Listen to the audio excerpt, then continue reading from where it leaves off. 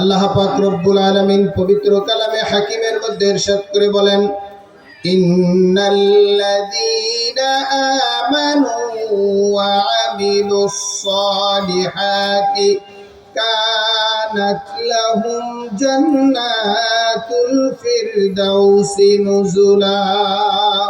বলেন সুবহানাল্লাহ। আল্লাহ পাক রব্বুল আলামিন বলেন, নিশ্চয়ই যারা ঈমান আনয়ন করেছে আর যারা আমলে সালেহ করেছে তাদের জন্য আমি এমন এক জান্নাত নির্ধারিত করে রেখেছি যেই জান্নাতের তলদেশ দিয়ে নহর ধারা প্রবাহিত। বলেন সুবহানাল্লাহ। এজন্য আমরা যদি আল্লাহর জান্নাত পেতে চাই দুইটি শর্ত পুরা করতে হবে। এক নম্বরে আমাদের ঈমান আনয়ন করতে হবে, ঈমানদার হতে হবে। ঈমানের ক্ষেত্রে কোনো কম্প্রোমাইজ চলবে না, মজবুত ঈমানের অধিকারী হইতে হবে। আর দ্বিতীয় নম্বরে আমাদের সকলে আমলে সালেহ করতে হবে। শুধু ঈমান দিয়েও জান্নাতে যাওয়া যাবে না, শুধু আমল দিয়েও জান্নাতে যাওয়া যাবে না। ঈমানও লাগবে, আমলও লাগবে। আল্লাহ তাআলা ঈমানের পরে আমলের কথা বললেন কেন? এটা আমি মাঝে মধ্যে উদাহরণ দিয়ে বলি। মনে হয় আমাদের বাংলাদেশে কিছু ভ্রান্ত ধারণার লোক রয়েছে, যাদের মতবাদ, যাদের বিশ্বাস যে আমি ইবাদত বন্দেগী না করলে কি হবে, আমার তো ঈমান ঠিক আছে, এজন্য আল্লাহ তাআলা আমাকে মাফ করে দিবেন। এরকম অনেকে বলে কিনা? অনেকে বলে না যে আমি নামাজ না পড়লে কি হবে, আমার ঈমান ঠিক আছে, বলে না? আমার আপনার ঈমান আছে কিনা এটা আমি আর আপনি যাচাই করব কিভাবে? ঈমান যাচাইয়ের কষ্টি পাথর হচ্ছে নামাজ। আর এই নামাজ বাদ দিয়ে মুসলমান ঈমানের দাবি করে, জবান খুলে বলেন নাউজুবিল্লাহ। আমার আপনার ঈমান কতটুকু আছে, আমি আর আপনি কত বড় ঈমানদার, এটা পরীক্ষা করার কষ্টি পাথর হচ্ছে 5 ওয়াক্ত নামাজ। আমার আর আপনার নামাজ যদি না ছুটে তাহলে বুঝতে হবে ঈমান আছে। আর যদি দেখা যায় মাঝে মধ্যে, তাহলে বুঝতে হবে ঈমান আছে হাসপাতালের বেডে। আর যদি দেখা যায় মাঝে মাঝেও না হয়, বছরে মাঝে মধ্যে ছুটি দেয় ঈদগাহ মাঠে, তাহলে বুঝতে হবে ওই ঈমান হৃদয়ে নাই, ওই ঈমান মেডিকেলের লাইফ সাপোর্টে আছে। একটু জবান খুলে বলেন ঠিক কি না? এটা আছে লাইফ সাপোর্টে, আসি যাই ভাব। ভেন্টিলেটর খুলে দিলে ওই যে ভিতর থেকে যে একটা দৌড় ঢুকায় আর বের করে, মানে ওটা বের করে দিলে যেভাবে ঈমান শেষ, ঠিক একই ভাবে বাতিল চিন্তাধারা যে কোনো দিক থেকে ধাক্কা দিলেই ঈমান সাগরে ভেসে যাবে। জবান খুলে বলেন নাউজুবিল্লাহ। ঈমান যদি একজন মানুষের না থাকে, ওই ব্যক্তির দ্বারা আমল করা সম্ভব হয় না। ওই ব্যক্তি যেই আমলগুলি করে, আমলগুলিকে নিজের কাছে খুবই পছন্দনীয় মনে হলেও আল্লাহর দরবারে ওই আমলের কোনো মূল্য থাকে না। একটু জবান খুলে বলেন নাউজুবিল্লাহ। ঈমান হচ্ছে শূন্যের পূর্বে একের মতো। আমরা যদি একটা খাতায় 100 নয় 1000 শূন্য দিয়ে ভরে ফেলি, কিন্তু এর পূর্বে কোন নির্ধারিত সংখ্যা দিলাম না, 1 দিলাম না, 2 দিলাম না, 3 দিলাম না, এরকম কোন সংখ্যা দিলাম না, কিন্তু 0 দিতে দিতে, শূন্য দিতে দিতে খাতা যদি ভরে ফেলি, তাহলে কি ওই সংখ্যার কোনো মান আসে? ওই সংখ্যার যেমন মান আসে না, ঠিক একই ভাবে আমার মুসলমান ভাইরা দুনিয়ার জমিনে যত আমল করেন না কেন, আমলের পূর্বে যদি ঈমান না থাকে, ওই আমলও আল্লাহর দরবারে কোনো মান আনে না। একটু জবান খুলে বলেন নাউজুবিল্লাহ। তাহলে মুসলমানের ইমান মজবুত করার দরকার আছে না নাই? ইমানের পথে অবিচল থেকে আমার মরণ যেন হয়। সকলেই বলেন আল্লাহুম্মা আমিন। ইমানের পথে অবিচল থেকে আমার মরণ যেন হয়। তোমারই কাছে মিনতি আমার, তোমারই কাছে মিনতি আমার, মহামহিম দয়াময়। ইমানের পথে অবিচল থেকে আমার মরণ যেন হয়। সকলে জবান খুলে জঙ্কার মেরে পড়েন আল্লাহুম্মা আমিন। এমন একজন ব্যক্তি দুনিয়ার জমিনে 1 বছর নয়, 2 বছর নয়, 3 বছর নয়, 50, 60 বছর, 70 বছর, কেন আরো বেশি হায়াত যদি সে পায়, আর ইমানের উপরে যদি তার মউত না হয়, তার জীবনটাই বৃথা। একটু জঙ্কার মেরে বলেন নাউজুবিল্লাহ। এবার ইমান তো দেখা যায় না, কি বলেন? দেখা যায়? ইমান তো দেখা যায় না। আমার আপনার ইমানটা হচ্ছে বিশ্বাসের নাম।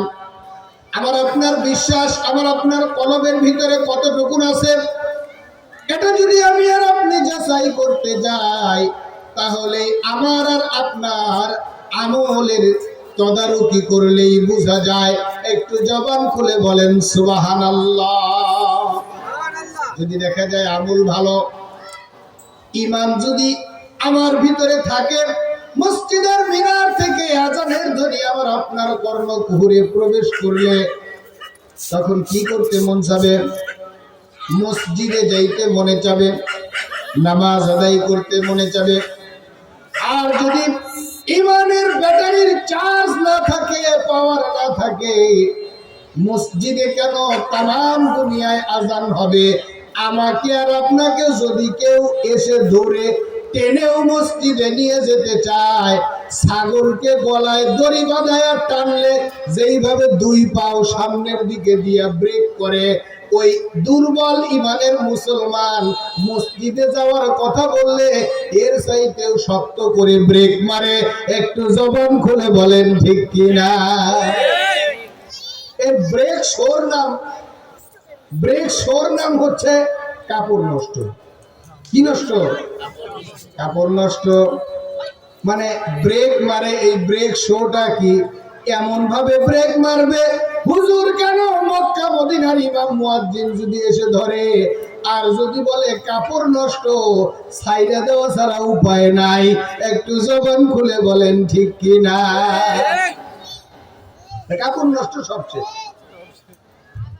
আমার সম্মুখে বসা কলিজার টুকরা যুবক ভাইয়েরা, আমার পর্দার অন্তরালের মা এবং বোনেরা, আমার আপনার ইমান যাচাই করার জন্য নামাজের প্রয়োজন।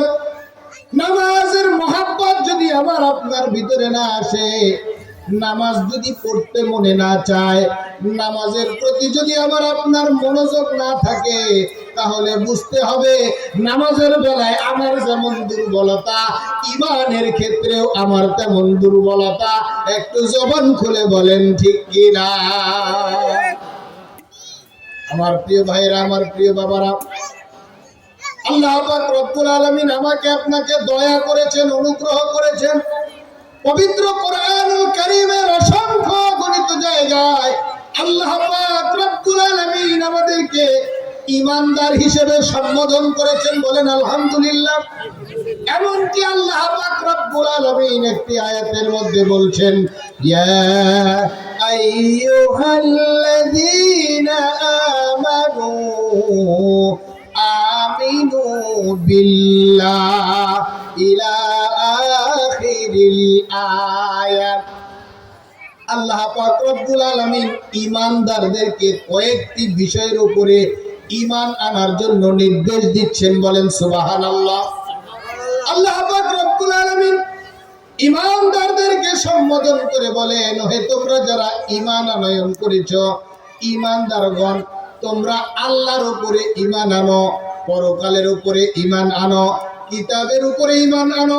তোমাদের নিকট যেই সকল পয়গম্বর গণ আলাইহিমুস সালাম গণকে প্রেরণ করা হয়েছিল তাদের উপরে ঈমান আনো, মানে তাদের উপরে বিশ্বাস করো। বলেন সুবহানাল্লাহ।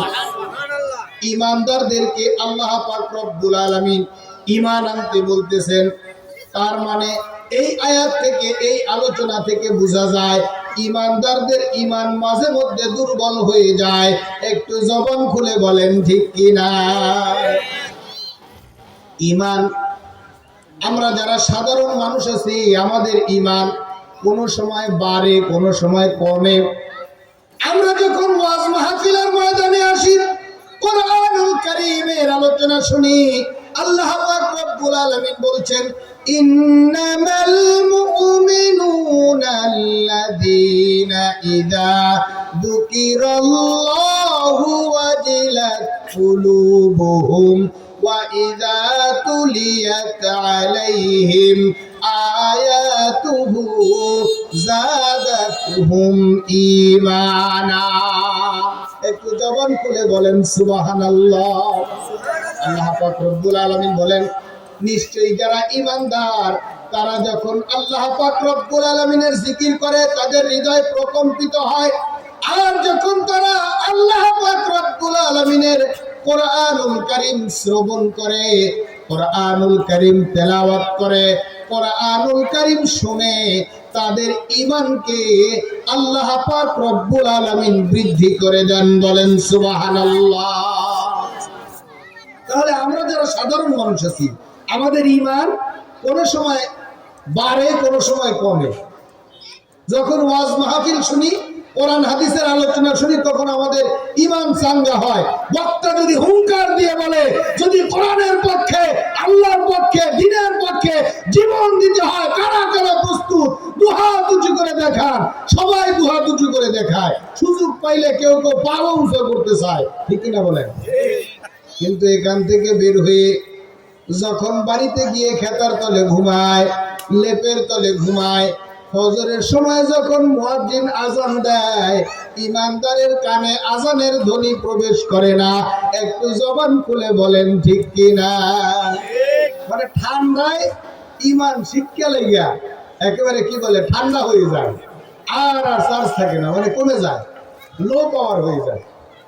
কিন্তু যাদের ঈমান ঘুমাইলেও চাঙ্গা থাকে, যাদের ঈমানের ব্যাটারি দুর্বল হয় না, যাদের ঈমান মজবুত থাকে, ওই সকল ব্যক্তিরা ফজরের সময় যদি রাত্রি ৩টায়ও ঘুমায়, ফজরের 10 মিনিট আগেও যদি ঘুমায়, নামাজের ওয়াক্ত হওয়ার কারণে ঈমানদার ঘুমাইতে পারে না। একটু জবান খুলে বলেন ঠিক কি না?